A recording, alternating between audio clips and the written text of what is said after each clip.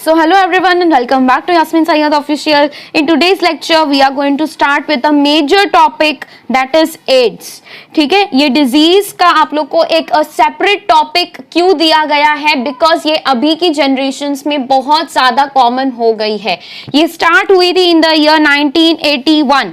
सबसे पहले 1981 में इसका फर्स्ट केस देखा गया था, जिसके आगे बस ये बढ़ती ही गई और एक वर्ल्ड वाइड एक डिजास्टर की तरह हो गई है. ठीक है, जो कि एड्स एक ऐसी डिजीज है जो कि इनक्योरेबल है और मेजरली ये बहुत ज्यादा अफेक्ट कर लेती है टू द एंटायर बॉडी. हर एक सिस्टम में अफेक्ट कर लेती है, पूरी तरीके से बॉडी को वीक कर देती है. अब ये कैसे कर देती है, इसके क्या सिम्टम्स है, इसके क्या कॉजेज है, ये किस वायरस की वजह से होता है, ये सब कुछ आप लोग को याद रखने की जरूरत है और यही आज हम लेक्चर में कवर करने वाले हैं. पूरा एनसीईआरटी का ही पोर्शन कवर करेंगे, लेकिन पूरा डेप्थ में समझेंगे विदाउट क्रॉसिंग दी एनसीईआरटी सिलेबस की बाउंड्रीज को क्रॉस ना करते हुए. हम आज का जो है चैप्टर, आज का इस पर्टिकुलर टॉपिक को हम कंप्लीट करेंगे. ठीक है, starting from the first line क्या दिया हुआ है, let's start with the reading.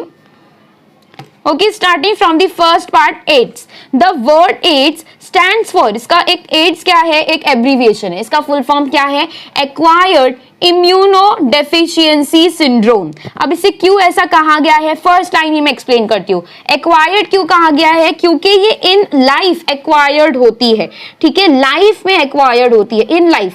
ये किसी को भी from the time of birth ये ऐसा है, कॉन्जेनाइटल है या फिर कोई क्रोमोसोमल डिसऑर्डर या फिर आप लोग के जीन्स में कोई डिसऑर्डर आ गए हैं इस वजह से हो रही है क्या, नहीं, ये ऐसी डिजीज नहीं है. ये एक्वायर होती है, मतलब कि दूसरों के थ्रू हमें मिलती है. ठीक है, ये खुद से हमारे बॉडी के क्रोमोसोम्स में कोई डिसऑर्डर आ गया है, कोई नेचुरल डिजास्टर है, नहीं, ऐसा बिल्कुल भी नहीं है. ठीक है, तो ये क्या है, एक्वायर डिजीज है. दूसरा, इम्यूनोडेफिशिएंसी. इम्यूनोडेफिशिएंसी मतलब क्या, इम्यूनोडेफिशिएंसी मतलब पूरी तरीके से इम्यून सिस्टम को ये क्या कर देगा, खत्म कर देगा, डेफिशिएंट कर देगा. हमारी इम्यूनिटी के लिए हम क्या हो जाएंगे, हमारी बॉडी में इम्यूनिटी की कमी हो जाएगी. That is called as immunodeficiency. Syndrome. Syndrome का मतलब होता है collection of symptoms, collection of symptoms या फिर we can say group of symptoms. ठीक है, तो बेसिकली जो हमारे बॉडी में एक सिम्टम आ रहा है, दो सिम्टम आ रहा है, तीन सिम्टम आ रहा है, जब बहुत सारे मेजर सिम्टम्स अपीयर होने लगते हैं एक ऐसे डिजीज्ड पर्सन में, तो उस पर्टिकुलर सिम्टम्स वाली डिजीज को हम सिंड्रोम का नाम दे देते हैं. तो सिम्टम्स क्या है, एक पर्टिकुलर कोई भी जो सिम्टम्स दिखाई दे रहे हैं, जैसे कि फीवर हो गया है, ठीक है, फटीग हो गया है, या फिर दूसरी कोई ठीक है चिल्स हो रहे हैं, अदर देन दीज कफिंग हो रही है, स्नीजिंग हो रही है, तो ये सारे सिम्टम्स हो जाते हैं. इसके अलावा अगर बहुत सारी अलग अलग चीजें हो रही है, जैसे कि इम्यूनोडेफिशिएंट हो गया है, स्मॉल स्मॉल इन्फेक्शन हमारे बॉडी में बहुत ज्यादा ट्रिगर कर रहे हैं, हम बहुत ज्यादा जल्दी वीक पड़ रहे हैं, डिजीज हो रहे हैं, नए इन्फेक्शन हमें हमारी बॉडी में हम ज्यादा इन्फेक्टेड होते जा रहे हैं. दूसरा ये कि ठीक है, फटीग ज्यादा होने लग जाता है, थोड़ा सा स्टेयर्स चलने के बाद में अगर इंसान थक जाता है तो that is called as fatigue. ठीक है, हमारी बॉडी बहुत जल्दी वीक पड़ जाती है. तो ये सारे मेजर सिम्टम्स जब एक बॉडी में दिखाई देते तो उस पर्टिकुलर सिम्टम्स ग्रुप, उसको हम क्या नाम देते हैं, सिम्टम. तो एड्स कैसा है, एड्स एक ऐसा ग्रुप ऑफ सिम्टम्स है जो बॉडी में दिखाई देता है. इस डिजीज को हम एड्स कहते हैं. फुल फॉर्म क्या है, एक्वायर्ड इम्यूनोडेफिशिएंसी सिंड्रोम. मैंने आप लोग को तोड़ के बता दिया कि इसका क्या मतलब है. Next, this means deficiency of immune system. Immunodeficiency लिखा है, acquired during the life time of an individual. Acquired यहां पर लिखा हुआ है, एक्वायर होता है indicating that it is not a congenital disease. बहुत इंपॉर्टेंट चीज है यहां पर लिखी हुई है, you all need to pay attention. This means a deficiency acquired during the life time of an individual indicating that it is not a congenital. By birth आप लोग को क्रोमोसोमल डिसऑर्डर्स होंगे, ऐसा नहीं है. मेंडेलियन डिसऑर्डर्स होंगे, ऐसा बिल्कुल भी नहीं है.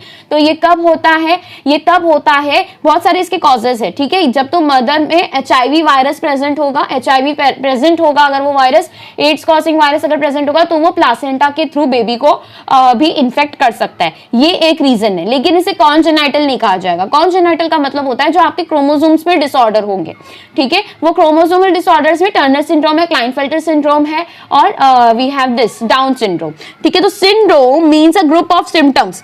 Ads was first reported in 1981, ये फर्स्ट केस कब मिला है 1981 में, एंड इन लास्ट 25 years और so it has spread all over the world killing more than 25 million persons. 25 million लोगों को ये अब तक ये खा चुका है, डिस्ट्रॉय कर चुका है। और मेजर इसका एक फैक्ट क्या है कि ये इनक्योरेबल है। अगर फॉरेन से जस्ट अगर आप लोग को इन्फेक्ट वायरस इन्फेक्ट हो रहा है, जैसे कि इंजेक्शंस के थ्रू अगर डॉक्टर्स को कभी-कभार HIV वायरस वाले इंजेक्शंस अगर बॉडी पे टच हो जाते हैं तो वो फ्लूइड जाने के चांसेस हो सकते हैं, वो वायरस ब्लड के अंदर इन्फ्यूज होने के चांसेस हो सकते हैं। तो फॉरेन से कुछ इंजेक्शंस, इमीडिएट मेडिकेशंस दी जाती है, इंजेक्शंस दिए जाते हैं जिसकी वजह से वो इरेडिकेट तो हो सकता है बॉडी से, लेकिन उसके भी चांसेस कम होते हैं। तो ये इतना रैपिडली डिजीज करता है एक बॉडी को, ठीक है। अब इसके अंदर जो इन्फेक्शन वाला टाइम है और उसके आगे जो सिम्टम्स अपीयर होते हैं उसके अंदर, उसके बीच में, ये दो चीजों के बीच में एक पीरियड होता है, एक इंटरवल होता है।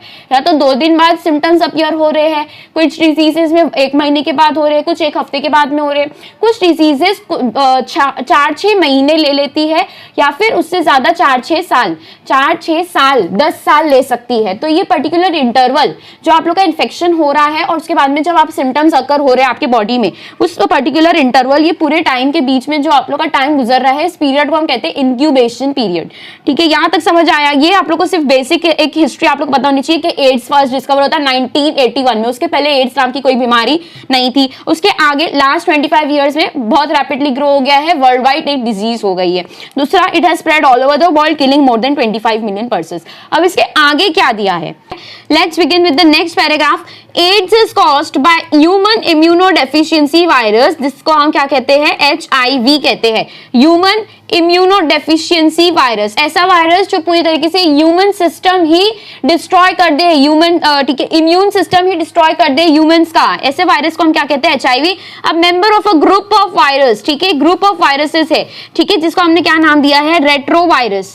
सो रेट्रोवायरस एक ग्रुप ऑफ वायरस है, रेट्रोवायरस, जिसके अंदर एक one of the member of this particular group, इस ग्रुप का एक मेंबर है HIV, जो क्या कॉज करता है? एड्स कॉज करता है। सो ग्रुप ऑफ वायरसेस क्या है? रेट्रोवायरस। तो आप लोग को एक और एक नाम आप लोग को आएगा, राइनोवायरस, ठीक है, आप हमने ऊपर पढ़ा भी है राइनोवायरस, तो इसके साथ में कंफ्यूज नहीं होना है। राइनोवायरस वो वायरसेस है जो कॉमन कोल्ड करते हैं, ठीक है, कॉज करते हैं। तो कॉमन कोल्ड ये क्या कॉज करते हैं? कॉमन कोल्ड कॉज करते हैं। ये कौन से वायरस है? राइनोवायरसेस है, और ये एक वायरस का नाम है राइनोवायरस। यहाँ पर जो रेट्रोवायरस है ये ग्रुप है वायरसेस का जिसके अंदर HIV आता है। तो HIV belongs to which group of viruses? Retrovirus और राइनोवायरस? रेट्रोवायरस, याद रखना है, कंफ्यूज नहीं होना है। Which have an envelope enclosing the RNA genome, जो कि एक हमने एक आइडियल स्ट्रक्चर पढ़ लिया था वायरस का, कि बाहर से एक कोट होता है, कोटिंग होती है, जिसके अंदर RNA जीनोम क्या होता है? सेव किया हुआ होता है। तो it could B RNA, it could B, ठीक है, single standard DNA, it could B double standard DNA, it could be anything. तो वायरस के अंदर जो मेन एक चीज होती है वो क्या है? वो सिर्फ और सिर्फ जीनोम है उसका, ठीक है। वो कुछ भी हो सकता है, RNA हो सकता है, वो DNA हो सकता है, ठीक है, डबल स्टैंडर्ड RNA भी हो सकता है। बस बाहर एक कोटिंग की उसको जरूरत रहती है ताकि जो RNA है वो डिस्ट्रॉय ना हो सके, वो बॉडी के अंदर सक्सेसफुली एंटर कर ले। बस यही उसका एक वी कैन से एक रोल है। ये प्रोटीन कोड का रोल क्या है कि बाहर के एटमॉस्फेयर उसको डिस्ट्रॉय ना कर दे, उसको डीके ना कर दे, किसको?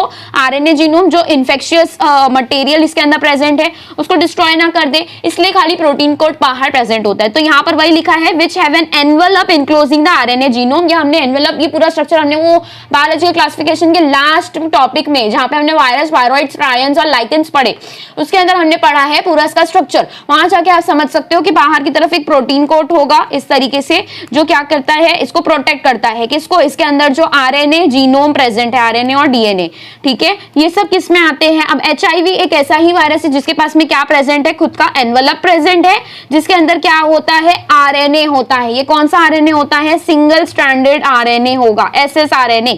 Transmission of HIV infection generally occurs why. अब ट्रांसमिशन होता कैसे है? What are the causes? कैसे हो सकता है ये हमारे नॉर्मल लाइफ में, लाइफस्टाइल में, वो समझते हैं। तो क्या क्या हो सकता है? Transmission of HIV infection generally occurs by sexual contact with the infected person. Sexual contact, you all understand this के at the time of intercourse जो भी फ्लूइड एक्सचेंज होता है उसके थ्रू वो बॉडी फ्लूइड्स एक्सचेंज जब हमारे किसी बॉडी में जब वो इन्फ्यूज अगर होगा, किसी भी तरीके से कांटेक्ट में अगर आएगा वो फ्लूइड जो कि एक इन्फेक्टेड पर्सन से एक नॉर्मल पर्सन में जा रहा है, तो उस फ्लूइड के अंदर HIV वायरस होगा। तो फर्स्ट मेजर कॉज जो एड्स का है वो है sexual contact with an infected person. दूसरा हो जाता है by transfusion of contaminated blood and blood products.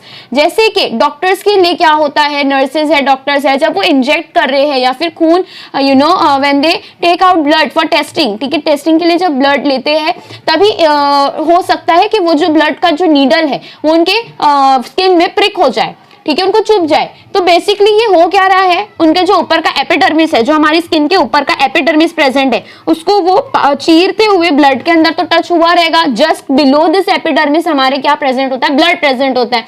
तो यहां तक अगर वो ब्लड तक पहुंच रहा है या फिर वो एपिडर्मिस तक के अंदर की लेयर तक के भी पहुंच रहा है, तो प्रोबेबिलिटी है, हाई चांसेस है कि ये यहां से क्रॉस होके ब्लड के अंदर, ठीक है, फ्लो होना शुरू हो जाए। और अगर वो इन्फेक्टेड पर्सन का हुआ तो वहां पर HIV वायरस भी फ्लो होगा, ठीक है। नॉर्मल जो भी ऑर्गेनिजम्स है ब्लड में इन्फेक्टेड पर्सन के, उसके साथ साथ क्या दूसरा फ्लो होगा, HIV वायरस।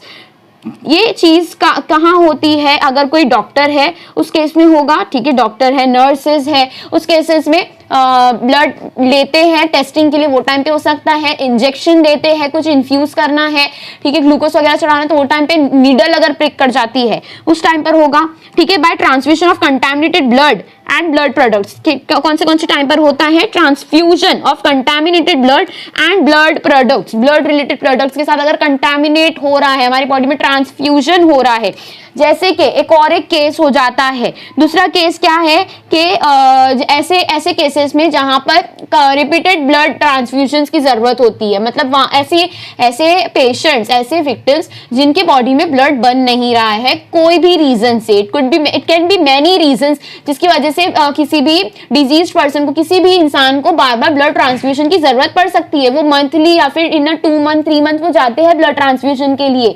Okay, alright. तो ये बहुत सारे केसेस है। इसकी कंडीशंस मैं आप लोग को बता दूं, हीमोफीलिया एक बहुत ही ऐसी कंडीशन है जहां पर ब्लड लॉस लार्ज क्वांटिटी में होता है, जिसकी वजह से ब्लड हमारे बॉडी में क्या हो गया है, कम हो गया है, तो ब्लड ट्रांसफ्यूजन के लिए जाना पड़ता है। अनीमिया है, ठीक है, ल्यूकेमिया, तो इस केसेस में क्या होता है, हमें ब्लड ट्रांसफ्यूजन, थैलेसेमिया, तो इन सब केसेस में क्या होता है, हमें ब्लड ट्रांसफ्यूजन के लिए, ठीक है, जो विक्टिम्स है उनको बार बार ब्लड ट्रांसफ्यूजन करवाने पड़ते हैं। और अगर कोई इन्फेक्टेड पर्सन का बाय चांस अगर ब्लड आ जाता है तो we all know what can be the consequences. अगर कोई इन्फेक्टेड पर्सन कोई भी डिजीज से इन्फेक्टेड है तो वो ब्लड जो इन्फेक्टेड पर्सन का है और ट्रांसफ्यूज हुआ है नॉर्मल पर्सन में, वो डिजीज्ड हो जाएंगे। और अगर वो HIV वायरस है then it is impossible to cure it till now, ठीक है। तो ये इसके रीजंस हो सकते हैं, क्या, sexual contact with infected person, by transfusion of contaminated blood and blood products. ये नोइंगली तो कोई नहीं करेगा, पता होते हुए भी पर्पसफुली कोई नहीं करेगा, लेकिन अगर अनइंटेंशनली भी ये होता है, केयरलेसनेस की वजह से या फिर नॉट चेकिंग की वजह से, ये again it is an incurable disease, ठीक है। It can not be cured, it can B only prevented. इसको अगर एक बार कंटामिनेटेड ब्लड हमारे बॉडी के अंदर चला जाता है, बॉडी इन्फेक्टेड बॉडी के अंदर का फ्लूइड हमारे बॉडी में चला जाता है, then nothing in this earth can prevent that, can avoid that, can cure that thing till now, ठीक है। तो एक इनक्योरेबल डिजीज है। अगर गलती से प्रिक हो जाता है निडल तो लार्ज क्वांटिटी में मेडिकेशंस और इंजेक्शंस देने पड़ते हैं, तभी के तभी, immediately with in 24 hours. I think 24 hours भी बहुत ज्यादा है, ठीक है, 24 आवर्स भी अच्छा खासा वायरस ग्रो कर लेता है, ठीक है। तो और कम टाइम में उसको इंजेक्ट करना पड़ता है बहुत सारे मेडिकेशन से। by sharing infected needles as in case of intravenous drug abusers, ठीक है, जो ड्रग अब्यूज करते हैं, ठीक है। तो अगर इंट्रावीनस मतलब वीन्स, हमारे जो नस है, ठीक है, नसों के अंदर जो इंजेक्शन डाल के ड्रग्स करते हैं, वो उनके लिए, ड्रग अब्यूजर्स के लिए जो इंट्रावीनस, इंट्रा यानी इनसाइड, वीनस यानी वीन्स, जो वीन्स क्या है, बेसिकली हमारे बॉडी के जो जिसके अंदर ब्लड फ्लो कर रहा है, नसें जिसको हम कहते हैं, उसके अंदर जो इंजेक्शन डाल के ड्रग करते हैं उनके अंदर भी लार्ज चांसेस है, because they all sit in group. और अगर कोई इन्फेक्टेड पर्सन रहेगा और उसकी नीडल शेयर करके ड्रग अब्यूज कर लिया, तो वहां पर उसकी नीडल के अंदर, नीडल में जो ब्लड लगा हुआ है वो उसके बॉडी के अंदर भी चला जाएगा, एंड इन दिस केस क्या होगा, नॉर्मल पर्सन भी इन्फेक्टेड हो जाएगा। तो इस केस में ये एक मेजर कॉज है for the HIV infection. From infected mother to her child through placenta. Placenta we all know जिसके अंदर से न्यूट्रिशन आता है और जो बेबी का एक्सक्रीटरी मटेरियल है वो निकल के जाता है, बच्चे को न्यूट्रिशन मिलता है, ऑक्सीजन मिलता है, ठीक है। All the kinds of antibodies जो भी उसको रिक्वायर्ड है उस पर्टिकुलर पीरियड में वो मदर से मिलती है। तो वायरस कैसा है, वायरस वो प्लासेंटा के थ्रू ट्रैवल कर सकता है और बेबी तक पहुंच सकता है। तो उस केस में इन्फेंट को भी क्या हो जाएगा, HIV वायरस से वो इन्फेक्टेड हो जाएगा। अगर ये कब का कंडीशन है, जब मदर भी इन्फेक्टेड होगी, ठीक है, इन्फेक्टेड स्टेज में वो अगर ठीक है ड्यूरिंग अ प्रेगनेंसी अगर वो इन्फेक्टेड है, ठीक है, अगर उसके अंदर HIV वायरस है तो फिर वो बेबी को डेफिनेटली पहुंचेगा। So people who are at high risk of getting this infection includes individuals, ठीक है, ऐसे you have to circle these things कि इसके अंदर कौन से इंडिविजुअल्स आते हैं इसमें, जिसके अंदर पहले आ जाता है इंडिविजुअल्स, ठीक है, individuals who have multiple sexual partners. दूसरा, drug addicts who take drugs intravenously, intravenous drugs जो ले रहे हैं इंजेक्शन के थ्रू, उनको हो सकता है। Individuals who require repeated blood transfusion, ऐसे इंडिविजुअल्स जो किसी भी कंडीशन में, केस में ऐसा उनके ऊपर ये एक ट्रीटमेंट होता है जिसके अंदर उन्हें रिपीटेड ब्लड ट्रांसफ्यूजन की जरूरत पड़ सकती है, ब्लड इन्फ्यूज करने की जरूरत पड़ सकती है। तो ये क्या क्या केसेस है मैंने बताया, हीमोफीलिया है, थैलेसीमिया, ल्यूकेमिया है, जिसके अंदर WBCs पूरी तरीके से डिस्ट्रॉय हो जाते हैं। ल्यूकेमिया के अंदर जो बेसिकली बोन मैरो का जो सेल होता है वो कैंसरस सेल में तब्दील हो जाता है और लार्ज क्वांटिटी में बोन मैरो ही बनती जाती है, तो जिसकी वजह से लिम्फोसाइट्स बन नहीं पाते हैं। जो बोन मैरो मेन जो चीज के लिए बना है, एरिथ्रोसाइट, लिम्फोसाइट, WBCs बनाने के लिए, वो नहीं बन पाता है। व्हाई? बिकॉज जो बोन मैरो के जो सेल्स है वो कैंसरस हो जाते हैं और वो अपनी ही सेल्स को इतनी ज्यादा क्वांटिटी में प्रोड्यूस कर लेते हैं कि वो लिम्फोसाइट्स, एरिथ्रोसाइट्स और WBCs प्रोड्यूस नहीं कर पाते। सो ऐसी कंडीशंस में उन्हें ब्लड ट्रांसफ्यूजन की जरूरत पड़ सकती है, जिसके अंदर उन्हें WBCs,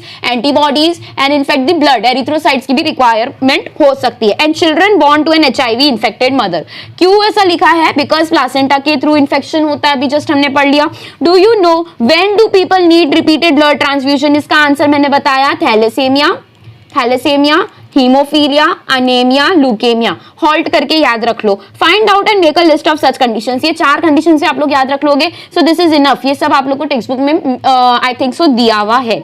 it is important to note that HIV AIDS is not spread, ठीक है, इट इज इंपॉर्टेंट, इसको नोट करना है। HIV AIDS is not spread by mere touch और फिजिकल कॉन्टैक्ट। हैंडशेक करने से, जैसे कि निमोनिया में, ट्यूबरक्लोसिस में, टाइफाइड में हम ऐसा सोचते हैं कि बैक्टीरियल इन्फेक्शन है, अगर उनके एरोजोल्स हमने ले लिए तो ये फैलेगा, ऐसा नहीं होता है। इस केस में HIV इन्फेक्शन में ऐसा नहीं होता है। You can eat from the same utensils, you can drink from the same glass और अ कप ऑफ टी और कॉफी, ठीक है। ऐसे मियर टच या फिजिकल कांटेक्ट से ये नहीं फैलेगा। It spreads only through body fluids. Body के अंदर ब्लड है, ठीक है, it could be the it could be your blood, it could be the semen, it could be the vaginal fluid, ठीक है। सीमेन जो मेल्स के अंदर प्रोड्यूस होता है, ठीक है, स्पर्मेटिक फ्लूइड, सीमेन फ्लूइड, इसके थ्रू हो सकता है, वजाइनल फ्लूइड के थ्रू हो सकता है। तो बॉडीली फ्लूइड्स के थ्रू ये फैलता है, ब्लड के थ्रू फैलता है। इट इज हेंस इंपरेटिव मतलब कि एक ऑर्डर, एक रिकमेंडेशन है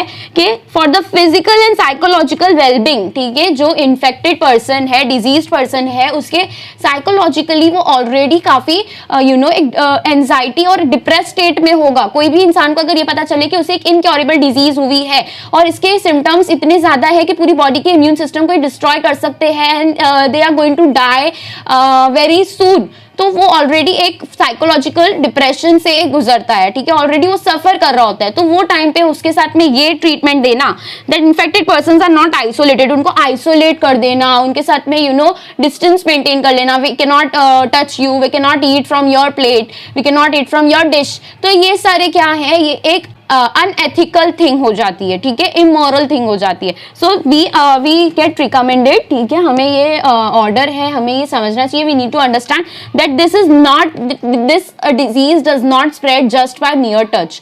फिजिकल टच से ये नहीं फैलता है, ये बॉडीली फ्लूइड्स के थ्रू फैलता है, ठीक है. It is imperative for the physical and psychological wellbeing that HIV and AIDS infected persons are not isolated from family and society. There is always a time lag between the infection and appearance of AIDS symptoms. ये मैंने बताया अभी just, infection होने का मतलब है जब जो पर्टिकुलर टाइम पर वो पैथोजन, HIV वायरस है, it could B Haemophilus influenza in case of pneumonia, it could B Salmonella typhi in case of typhoid. जो पर्टिकुलर टाइम पर वो बैक्टीरिया या फिर वायरस या कोई भी पैथोजन हमारी बॉडी में एंटर कर रहा है, उसे हम कहते हैं टाइम ऑफ इन्फेक्शन. वो पर्टिकुलर टाइम ऑफ इन्फेक्शन के बाद में जितने टाइम के बाद में वो सिम्टम्स अपीयर हो रहे हैं, जैसे कि फटीग है, इम्यून सिस्टम लॉस होना, high risk of infections and diseases, ये सारे जो सिम्टम्स अपीयर होने लगते हैं, ठीक है, अनेमिया, ल्यूकेमिया, ये सब होने लगता है. इसके बीच में सिम्टम्स और इन्फेक्शन के टाइम के बीच में जो इंटरवल आता है, टाइम पीरियड आता है, उसे हम कहते हैं इंक्यूबेशन पीरियड, ठीक है. तो there is always a time lag, कुछ टाइम का, ठीक है, एक पीरियड दिया हुआ होता है इन्फेक्शन और appearance of AIDS symptoms. This period, और इसे हम क्या कहते हैं, incubation period. This period may vary from a few months to many years.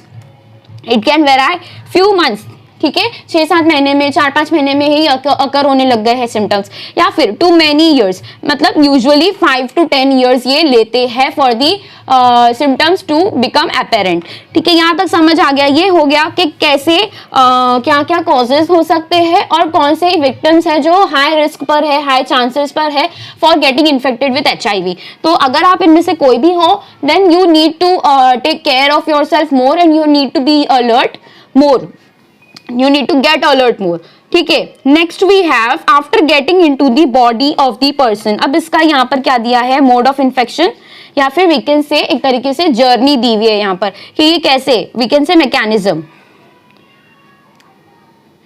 यहाँ पर क्या बताया गया है, मैकेनिज्म बताया गया. After getting into the body of the person, the virus enters into macrophages, जो हमारे बॉडी के लार्ज सेल्स होते हैं, जो फैगोसाइटोसिस का काम करते हैं, जो डायरेक्ट पैथोजन के साथ में लड़के उनको इनगल्प कर लेते हैं, वो मैक्रोफेजेस, जो लार्ज सेल्स होते हैं, ठीक है, macrophages. Where RNA genome of the virus, उसके साथ में पहले जो वायरस होता है, जो प्रोटीन कोड के साथ में होता है, वो एंटर करता है मैक्रोफेज में. मैक्रोफेज में क्यों एंटर करेगा, कैसे एंटर करेगा, मैक्रोफेज ही उसको इनगल्प करता है. कैसे, फॉरेन बॉडी समझ के, फॉरेन पार्टिकल समझ के वो उसको इनगल्प कर लेता है. वहां पर क्या होगा, प्रोटीन कोड हट जाएगा मैक्रोफेज के अंदर. RNA genome of the virus replicates to form viral DNA with the help of enzyme reverse transcriptase. अब यहाँ पर मैक्रोफेज के अंदर जाने के बाद में जो RNA था, ठीक है, सिंगल स्टैंडर्ड RNA, जो कि मेन वायरस मटेरियल है, वायरल इन्फेक्शन का जो मेन मटेरियल है, वो क्या है, आपका RNA है. तो ये जो वायरस का जो RNA जीनोम है, ये रेप्लिकेट करेगा टू फॉर्म वायरल DNA. हमने ये एक ट्रांसक्रिप्शन, एक प्रोसेस पढ़ा है प्रोटीन सिंथेसिस में, जिसके अंदर क्या होता है, DNA से RNA बनता है. उसके अंदर हम आप लोग रिकॉल करोगे तो आप लोग को याद आएगा कि एक एंजाइम यूज होता था, ट्रांसक्रिप्टेज, जिसके थ्रू हम क्या करते थे, DNA से RNA बनाते थे, कोड करते थे, ठीक है, DNA से RNA का कोडिंग होता था. लेकिन जब हमें RNA से DNA बनाना है, तो वो जो एंजाइम यूज होगा, उसका कोई उल्टा एंजाइम चाहिए, तो यहाँ पर वही दिया हुआ है, एंजाइम रिवर्स ट्रांसक्रिप्टेज. ओके, तो यहाँ पे ट्रांसक्रिप्टेज क्या काम करता था, DNA से RNA बनाने में. लेकिन यहाँ पे ऑलरेडी RNA प्रेजेंट है, जो कि जीनोम है वायरस का. अब इसको जरूरत किस चीज की है, DNA की है, ताकि ये क्या करे, DNA क्यों बना रहा है ये, ताकि जो होस्ट के सेल्स है, इसके अंदर का जो जीनोम है, इसके अंदर क्या प्रेजेंट है, क्रोमोसोम्स, जो कि किस फॉर्म में है, DNA के फॉर्म में है. अब अगर ये DNA बन जाता है, ये वायरस का RNA जीनोम अगर DNA बन जाता है, RNA से समझो ये DNA बन गया, ठीक है. तो अब यहां पर जो ये ह्यूमन का था, ठीक है, इतना पार्ट ह्यूमन का था. अब ये कैसा हो जाएगा, इसके पास में भी डबल स्ट्रैंडेड आ जाएगा RNA, जो कि क्या बन चुका है, DNA बन चुका है. तो यहां पर ये भी ऐड हो जाएगा इस तरीके से. एज यू कैन सी एक नया डीएनए का पोर्शन हमारे ठीक है ह्यूमन के जीनोम में ऐड हो जाता है। तो इस पर्पस के लिए वो आरएनए को ठीक है डबल करता है और डीएनए बनाता है। Is that clear? तो ये पर्पस रहता है मैक्रोफेज के अंदर एंटर करके रिवर्स ट्रांसक्रिप्टेड एंजाइम के थ्रू क्या बनाना है, वायरल डीएनए बनाना है। This viral DNA gets incorporated into host cells DNA. अब ये किसके अंदर इनकॉर्पोरेट होगा जाके? इनकॉर्पोरेट का मतलब सिर्फ ये नहीं है कि न्यूक्लियस के अंदर एंटर कर लिया तो बस वो अभी इन्फेक्शियस हो जाएगा, नहीं, वो जो न्यूक्लियस के अंदर एंटर करके जो जेनेटिक मटेरियल है आरएनए जो डीएनए है उसके साथ में वो फ्यूज्ड हो जाता है। मतलब अगर ये एक ह्यूमन का डीएनए है तो इसके साथ में यहाँ पर एक ये यहाँ पर क्या ऐड हो गया, वायरल डीएनए ऐड हो गया और फिर वापस से क्या आ जाएगा यहाँ पर, ह्यूमन डीएनए। तो इस तरीके से वो इन्फ्यूज करता है पूरे डीएनए स्ट्रैंड के अंदर, अपने आप को खुद को इन्फ्यूज करता है। तो this is the main purpose of getting doubled into DNA and directs the infected cells to produce virus particles. अब क्योंकि यहाँ पर डीएनए के अंदर इनकॉर्पोरेट हो गया है, मतलब कि जो सेल अब ह्यूमन डीएनए की सुनती थी, अब जो उसके अंदर नया डीएनए आया है उसकी भी सुनेगी। मतलब जो आरएनए वो बनाती थी ठीक है नॉर्मल डीएनए से, अब जो आरएनए बनाएगी वो न्यू वाले डीएनए का होगा और न्यू वाले डीएनए में वायरस का भी डीएनए प्रेजेंट है। तो बेसिकली जो नए आरएनए बनेंगे वो कौन से बनेंगे, वायरल आरएनए बनेंगे। क्यों? क्योंकि उसके अंदर वो कोड्स प्रेजेंट है, वो डीएनए प्रेजेंट है जो क्या करवाएगा, वो वायरल आरएनए बनाएगा। कौन सा डीएनए है वो, वायरल डीएनए। तो किस तरीके से ये मैक्रोफेज के अंदर जाके रिवर्स ट्रांसक्रिप्टेज करके डीएनए बनाता है और डीएनए जाके इनकॉर्पोरेट होता है नॉर्मल हमारे सेल्स के अंदर। ठीक है, कोई भी सेल्स हो सकती है, it could be liver cells, it could be your respiratory tract के सेल्स है, ठीक है, it could be any cells, eyes के सेल्स है, हर एक सेल्स में जाके ये क्या करेगा, हर एक सेल के जीनोम में इनकॉर्पोरेट होगा और वहां से आरएनएस बनने शुरू हो जाएंगे। ठीक है, अब ये आरएनए क्या है, यही हमारे वायरल आरएनए है। यहाँ पर आप लोग को आगे पिक्चर फॉर्म में भी दिया हुआ है, कार्टून फॉर्म में, we will understand from there also. This viral DNA gets incorporated into host cells DNA directs the infected cells to produce virus particles. ठीक है, फिगर 8.6 में बोल रहा है macrophages continue to produce virus and in this way acts like a HIV factory. कैसे HIV factory की तरह act कर रहा है, बिकॉज आरएनए जो डायरेक्ट एंटर किया है ह्यूमन बॉडी फ्लूइड के अंदर, ह्यूमन बॉडी के फ्लूइड्स के अंदर जब एंटर किया है वो डायरेक्टली किसी को भी इन्फेक्ट नहीं कर सकता। एक मैक्रोफेजेस का ये एक एबिलिटी है कि वो फॉरेन पार्टिकल्स को इनगल्प कर लेता है। तो ये वहां मैक्रोफेजेस के अंदर अपने आप ठीक है एंटर हो जाता है। वहां पर ये रिवर्स ट्रांसक्रिप्टेज का यूज करके क्या बनाता है, आरएनए, सिंगल स्टैंडर्ड आरएनए से डबल स्टैंडर्ड डीएनए बनाता है। अब ये डीएनए जो बन रहा है ये बेसिकली कहां पर जाएगा, ये डीएनए आगे जाके नॉर्मल सेल्स में इनकॉर्पोरेट होगा, उनके जीनोम में इनकॉर्पोरेट होगा और वहां से फिर आरएनए के पार्टिकल्स बनेंगे जो कि क्या है, वायरल पार्टिकल्स है। तो इस तरीके से मैक्रोफेजेस क्या है, एक तरीके से एचआईवी फैक्ट्री बन गया है। जो मैक्रोफेजेस फॉरेन पार्टिकल्स को डिस्ट्रॉय और इरेडिकेट करने में मेजर रोल जिसका होता है, वही क्या हो गया है, वायरस का प्रोडक्शन फैक्ट्री हो गया है। ठीक है, so you can understand the intensity, you can you know approximate, आप एस्टिमेट कर सकते हो कि किस इंटेंसिटी का ये हाईली डेंजरस डिजीज है। क्या जो मेन इम्यून सिस्टम है उसी को ये क्या कर देता है, कन्वर्ट कर देता है into its own production factory. Simultaneously HIV enters into the helper T lymphocytes. अब जो हमने पढ़ा है किलर टी लिम्फोसाइट्स है, हेल्पर टी लिम्फोसाइट्स है, इसके अंदर जो हेल्पर टी सेल्स होते हैं ये क्या करते हैं, दूसरे सेल्स को बताते हैं कि एक इन्फेक्शन आया है और ये वाली सेल क्या है, इन्फेक्टेड सेल है, तो दूसरों को ये अवेयरनेस फैलाता है। अब ये हेल्पर टी सेल्स को अगर इन्फेक्ट कर देगा, क्या बॉडी को अवेयर होगा या अवेयरनेस होगी कि हमारे बॉडी के अंदर वायरल इन्फेक्शन है, नहीं। क्यों? क्योंकि जो मेन सोल्जर, जो वॉचमैन होता है बॉडी का, जो टीएच लिम्फोसाइट्स होती है, हेल्पर टी लिम्फोसाइट्स, जो बताती है कि you have to produce armies, because यहाँ पर एक फॉरेन पार्टिकल है जो सेल्स को इन्फेक्ट कर रहा है, ये हेल्पर टी सेल्स को ही उसने क्या कर दिया, इन्फेक्ट कर दिया। सो एचआईवी एंटर्स किसके अंदर करेगा, into helper T lymphocytes, replicate करेगा वहां पर भी एंड प्रोड्यूस प्रोजेनी वायरसेस। ठीक है, the progeny viruses released in the blood attack other helper T lymphocytes. तो इस तरीके से, इस मेथड से वो क्या करता है, धीरे धीरे मैक्रोफेजेस को डिस्ट्रॉय कर रहा है, उसके बाद में नॉर्मल ब्लड सेल्स को डिस्ट्रॉय कर रहा है, और लास्टली हेल्पर टी लिम्फोसाइट्स जो कि अवेयरनेस दे रहे हैं उनको भी वो डिस्ट्रॉय कर रहा है। This is repeated leading to progressive decrease in the number of helper T lymphocytes in the body of the infected person. You can see the consequences of such things. क्या होगा आगे जाके, हेल्पर टी सेल्स कम हो जाएंगे, तो normal infection भी अगर हमारी बॉडी में आता है तो ये बताने वाला कोई नहीं रहेगा कि ये कोई इन्फेक्शियस पैथोजन है, कोई इन्फेक्शियस एंटीजन है और इसके अगेंस्ट एंटीबॉडीज बनाओ। तो तब तक एंटीबॉडीज बनेगी ही नहीं, तो नॉर्मल इन्फेक्शन भी क्या हो जाएगा, हाईली इंटेंसिफाइड हो जाएगा। So this is repeated leading to progressive decrease in the number of helper T lymphocytes in the body of the infected person. During this period, the person suffers from bouts of fever. ये सारी चीजें कब होती है, जब helper T cells की quantity decrease हो जाती है ज्यादा, ठीक है। From bouts of fever, bouts of fever मतलब कुछ कुछ इंटरवल्स में, हर एक दिन में, ठीक है, 4 घंटे में बुखार उतर रहा है फिर चढ़ रहा है, तो this is called as bouts of fever. Diarrhoea हो जाएगा एंड वेट लॉस हो जाएगा। Due to decrease in the number of helper T lymphocytes, the person starts suffering from infections that could have been otherwise overcome, such as those due to bacteria, especially mycobacterium. Mycobacterium एक ऐसा bacteria है जो कि सबसे smallest living cell माना जाता है। यह आप लोग को बायोलॉजिकल क्लासिफिकेशन में मे बी दिया हुआ है, so you should go there. और माइकोबैक्टीरियम का जो लाइन दिया है, smallest living cell, that is your mycobacterium. ये इतना स्मॉल है कि इससे हमारी बॉडी आराम से फाइट कर सकती है। इसके पास में कुछ ज्यादा एडवांस टूल्स नहीं होते हैं, एडवांस प्रोटीन कोड या वायरल इन्फेक्शन वाले मटेरियल्स नहीं होते हैं। ये ऐसा बैक्टीरिया है जिसको कोई भी बॉडी ओवरकम कर सकती है। अब इस छोटे से ऑर्गेनिज्म के लिए भी हमारी कोई जो डिजीज्ड पर्सन है HIV से, वो उसकी बॉडी किस तरीके से रिएक्ट करेगी, कुछ ज्यादा ही ट्रिगर हो जाएगी और सिम्टम्स कॉज करेगी। क्यों? बिकॉज अब उसका इम्यून सिस्टम टोटली क्या होता जा रहा है, वीकेंड होता जा रहा है। सो यहाँ पर मेन इंपॉर्टेंट लाइन यहाँ पर दी है, due to decrease in the number of helper T lymphocytes, the person starts suffering from infections that could have been otherwise overcome, such as those due to bacteria, especially mycobacterium, viruses, fungi and even parasites like toxoplasma.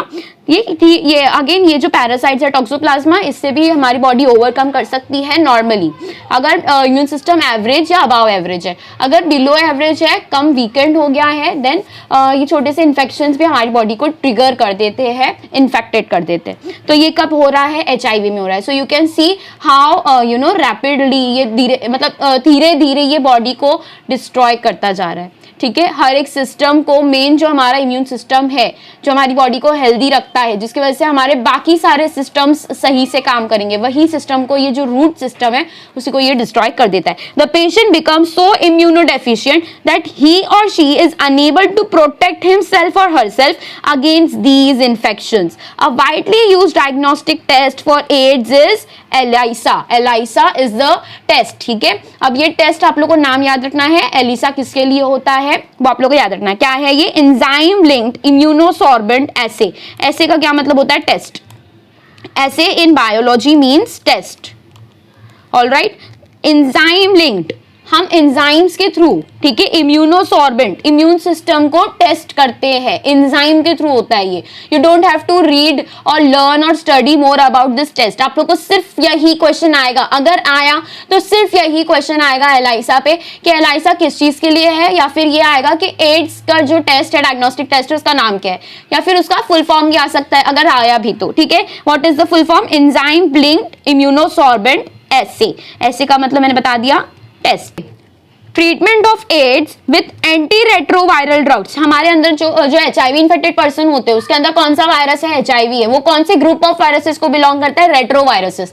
तो अगर इसको treat करने के हम अगर try भी करें तो कौन से ड्रग्स देने पड़ेंगे? एंटी रेट्रोवायरल ड्रग्स देने पड़ेंगे। अगर हम, जैसे कि बैक्टीरिया अगर होता है तो वी गिव देम एंटीबैक्टीरियल, ठीक है, एंटीबैक्टीरियल मेडिकेशंस दी जाती है, ठीक है। तो यहाँ पर क्या दे रहे हैं हम? एंटी रेट्रोवायरल ड्रग्स दे रहे हैं। It is only partially effective, मतलब कि ये थोड़ा डिले कर सकता है सिम्टम्स को थोड़ा सप्रेस कर सकता है, इम्यून सिस्टम स्ट्रॉन्ग कर सकता है, थोड़ा थोड़ा ये डिले कर सकता है इस डिजीज के इंटेंसिटी को, लेकिन ये पूरी तरीके से इरेडिकेट नहीं कर सकता। तो there are medications to delay the symptoms of this disease, but we can not totally treat this disease, this is incurable, ठीक है, पार्शियली इफेक्टिव होता है। They can only prolong the life, मतलब सिम्टम्स अगर फटाफट से ग्रो करेंगे तो मतलब लाइफ स्पैन कम होता जाएगा, तो हम सिम्टम्स को डिले करते जाते हैं ताकि उनका जो लाइफ स्पैन है वो नॉर्मल ह्यूमन बीइंग के लाइफ स्पैन जितना हो, ठीक है, जो वो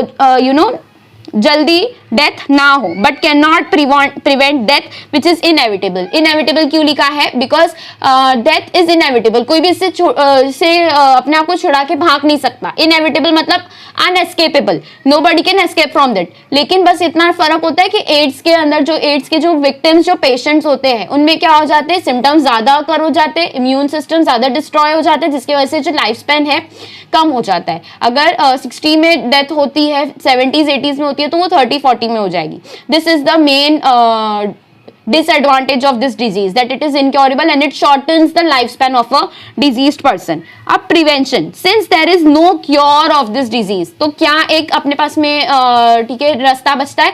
Prevention is the main cure. Prevention of AIDS, as AIDS has no cure, prevention is the best option. Moreover, HIV infection more often spreads due to conscious behavior patterns and it's not something that happens inadvertently like pneumonia or typhoid. ऐसा कुछ नहीं है कि pneumonia हमें पता नहीं था कि खाने के अंदर बैक्टीरिया प्रेजेंट है, we were not carrying a microscope with us, ठीक है, तो वो एक ऐसा है कि वो नेचुरली कॉज हो जाता है, ठीक है, वो हमारे कॉन्शियसनेस में नहीं होता है। लेकिन एड्स जैसी डिजीज कॉन्शियस केयरलेसनेस की वजह से होती है, तो इट इज नॉट समथिंग के नेचुरल डिजास्टर आप लोग के ऊपर पड़ा है, this is a conscious behaviour और पैटर्न और लाइफस्टाइल दैट कॉजेज एड्स, ठीक है। So this is first thing to be noted, ठीक है। Of course infection in blood transfusion patients newborns from mother may take place due to poor monitoring, मतलब यहाँ पर भी कोई नेचुरल डिजास्टर नहीं है इस केसेस में जहाँ पर फ्रॉम मदर टू चाइल्ड अगर HIV इन्फेक्शन फैल रहा है, या फिर ड्यूरिंग ब्लड ट्रांसफ्यूजन अगर नॉर्मल पर्सन के अंदर विक्टिम पर्सन, डिजीज पर्सन का ब्लड अगर ट्रांसफ्यूज किया जा रहा है, तो that is again not a natural mistake, this is again a humanly mistake जो केयरलेसनेस या फिर किसकी वजह से हो रहा है? पुअर मॉनिटरिंग की वजह से हो रहा है। So this is because of the consciousness, conscious patterns की वजह से ये हो रहा है, ठीक है। Why? Because even a mother can go through number of test and she can get to know कौन से उसके अंदर वायरसेस है, बैक्टीरियाज है, अगर वो इन्फेक्टेड है कोई डिजीज से या नहीं, उसे हीमोफीलिया है, कलर ब्लाइंडनेस है, क्या है, ठीक है। The only excuse may be ignorance. क्या मेन कॉज हो सकता है? ये सारे कॉजेज जो हमने पढ़े, इंट्रावीनस ड्रग्स है, ठीक है, HIV मदर टू चाइल्ड अगर ये पहुंच रहा है, और we can say other blood transfusion हो रहे हैं, सेक्सुअल कॉन्टैक्ट हो रहा है, तो ये सारे में एक मेन चीज जो कॉमन है वो क्या है? Ignorance, neglection, and it has been rightly said, don't die of ignorance. In our country, the National AIDS Control Organization, National AIDS Control Organization, that is NACO, and other non governmental organisation, private organisations भी है जो कि non governmental है, और कुछ national ads, ये कैसा है? NACO is a governmental organisation, they are doing a lot to educate people about AIDS, ठीक है। तो यहाँ पर अवेयरनेस फैला रहे हैं about this disease and how it can be prevented, ठीक है। WHO, ठीक है, world health organisation has started a number of programmes to prevent the spreading of HIV infection, making blood safe from HIV, मतलब blood banks जिसके अंदर से blood transfusion के लिए ब्लड लिया जाता है, रिसीव किया जाता है, तो ब्लड डोनर्स जो भी आते हैं जिनके पास से हम ब्लड रिसीव कर रहे हैं, उनका करेक्ट चेक होना, टेस्ट होना, सारे टेस्ट करेक्टली परफॉर्म होने चाहिए। तो ये सारे प्रोसीजर्स कहीं पर लैग करते हैं, जिसकी वजह से रॉन्ग ब्लड भी ट्रांसफ्यूज हो जाता है in normal person, which can lead to HIV infection. तो यहाँ सारे स्ट्रिक्टनेस अगर फॉलो होंगे तो रॉन्ग डोनर क्या ब्लड बैंक्स में आएगा ही नहीं। तो making blood safe from HIV blood banks, ठीक है। Ensuring the use of only disposable needles and syringes in public and private hospitals and clinics, free distribution of condoms, controlling drug abuse, advocating safe sex and promoting regular checkups for HIV in susceptible populations are some such steps taken up. So you all understand what we all are talking about, that having a protection and having safety for during intercourse and ठीक है making the use of the right materials and products during intercourse. That is the thing, that is the that is the only prevention that we can adopt, we can adopt to, ठीक है, for preventing these disease. Infection with HIV or having AIDS is something that should not be hidden, since then the infection may spread to many people, many more people it will spread, and you will only remain in a big fear that what will society say, what will your surrounding people say. But this is not the truth. This particular fact that a person is being diseased by this virus should not be hidden, because it will infect more and more people and more lives, their lifespans will be shortened. ठीक है, HIV AIDS infected people need help, because already they are going through this sort of stress because of their because it is about the health of their personal health, their lifespan, it is about their lives, and sympathy instead of being shunned by society. ठीक है, they need help and sympathy instead of being shunned by society. झिड़की देते हैं, शन्ड मतलब कि एक तरीके से उन्हें साइड करना, उन्हें डिग्रेड करना और उनसे उन्हें अपने पूरे सोसाइटी से एक अलग ignorance or neglection दिखाना. That is called as shunning. Unless society recognizes it as a problem, this line is so important. Unless we recognize it as a problem to be dealt with in a collective manner, मतलब in a unity, when we form a unity, then only we can overcome, or we can say we can eradicate these diseases. The chances of wider spread of the disease increase many-fold. मतलब ज़्यादा ही rapid rate से इस ये disease का increase होना, spread होना possible है, unless and until we do not stand in a unity and ठीक है, इसको ओवरकम करेंगे, इसके अगेंस्ट फाइट जब तक नहीं करेंगे तब तक ये इंक्रीज होता रहेगा. इट इज़ अ मेलेडी, मतलब एक तरीके से डिजास्टर है ये पूरे एनवायरनमेंट के लिए. That can only B tackled okay by the society and medical fraternity acting together. मतलब मेडिकल फील्ड में तो सारे doctors they are always available, okay, they are always ठीक है available to help the patients, but in a society, the society in which we live, they are always ready to judge others. ठीक है, so this we should avoid. If there is such cases, if there is anything that the causes, अगर ये कोई viewer अगर कोई देख रहा है और इसके अंदर कोई भी causes में वो इन्वॉल्व है जो मैंने causes बताए, तो और अगर वो अभी तक अपने आप को प्रिवेंट नहीं कर रहा है और उसे रियलाइज हो रहा है, then please avoid this and start to get knowledge about it. And if you are doubtful about this disease, that you can be susceptible, you are more suspicious for this disease, so you need to go and check yourself. You need to open about this, you need to open up about this, you need to aware others, and first starting from your own self, you need to aware yourself with this disease to prevent the spread of the disease. So with this we have completed this particular topic. ये पूरा topic complete हो गया. अभी इस particular topic के जो भी PDF notes बनेंगे and the required DPP and the video solution सब कुछ चैनल पे आपको मिलने वाला है.